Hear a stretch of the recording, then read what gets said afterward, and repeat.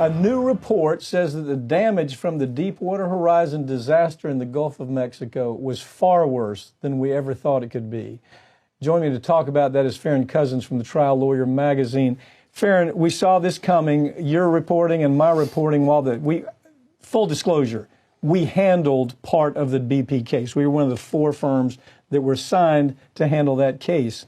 And so as we were handling the case, we kept asking the question, what's the long term?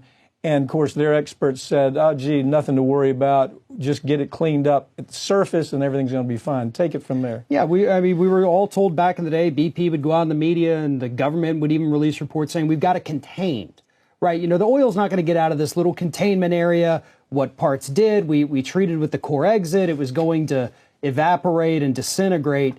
But this latest study, 10 years later, finally told the truth. And it said, listen, those containment barriers that the government put up, that the companies put up, they did nothing. It didn't contain it. It didn't keep that oil in there. And now we found out, because of that, the damage, they said, is about 30% worse than what was originally estimated at the time. So here we are 10 years later, finally getting more of the truth than we've ever had. Here's where it really gets ugly. The plankton marine life, the plankton-based marine life is dying. Yeah. And as it dies, it's part of the structure. It's part of that entire field of structure, plankton to the next level, to the next level, to the next level. You destroy the plankton and you're destroying the very heart of the feeding process that takes place in the Gulf of Mexico. What's interesting is when the litigation was going on, the government was asked straight up, what are the long-term problems? And the government scientists that were trying to make this whole thing go away said, oh, no, we don't really have to worry about it after we take care of this first round. And the first round really was just to make the oil disappear, and they made it disappear with something that was even worse than the oil. Right, and what they found with this new study was that oil that had sunk below the surface, and in some cases just a couple feet below the surface, they weren't able to detect it with the satellite imagery. So they looked at the satellite images and said, oh, we don't see oil here, therefore it does not exist.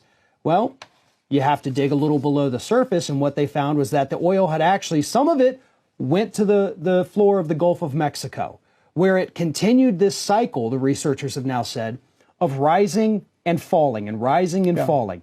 And the rest of it ended up in the big current, you know, through the coast of Louisiana, Mississippi, Alabama, down to the tip of Florida, then all the way back into the currents, hitting Texas, almost like this horrible oil hurricane in this endless cycle. The current loop is the way to describe it. It's waves, it's a loop current that does it.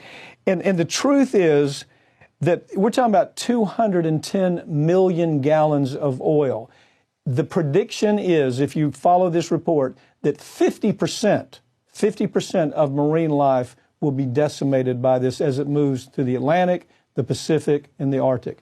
This is a big story, and it's another case where the government was trying to protect corporate interests by having the government scientists take the side of corporate interests. Well, and let me just add real quick, because I did the math on this. Based on the original estimates, the low number estimates that we now know are about 30% too low, we're looking at 2,270 gallons of oil per square mile in the Gulf of Mexico, and you add about 30% onto that, and that's where we are 10 years later. And this is called thin oil. Some of it you don't even see.